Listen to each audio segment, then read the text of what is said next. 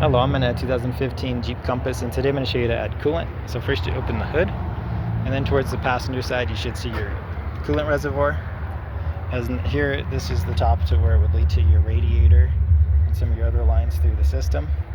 Hardly ever need to add to here, but if you got really low you might want to check. But this is the main area you would typically add coolant to. And anytime you're working on this system, you want to make sure that the vehicle is turned off and is cooled down. Since this system works under pressure and this liquid can get to boil, you don't want to risk a bunch of poisonous liquid to shoot out onto you. But that said, also double check your owner's manual or good online source that you've got the best coolant for your particular make and model. And typically you want to match the same color that's in here and the same type that's been used if you can help it. But that said, if you need to add, just pop this open, and then with your diluted coolant jug or with a funnel in that, fill to get around this full mark. There is supposed to be some air gap, so you don't want to fill all the way to the top. But once you fill that, pop this tight again.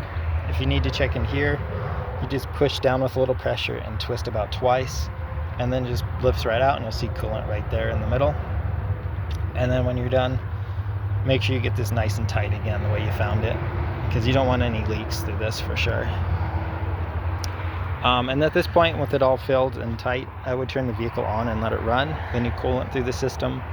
And at this point I would check to see if you see any obvious leaks, cracks, or anything like that, which you might see some coolant start to puddle around the engine bay, under the reservoir, or something like that, under the radiator. And a way to tell that apart from water condensation is it should have a slight coloration to it.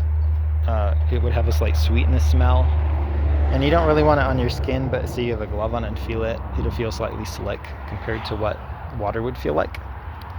But I hope this was helpful. Hope you have a wonderful day.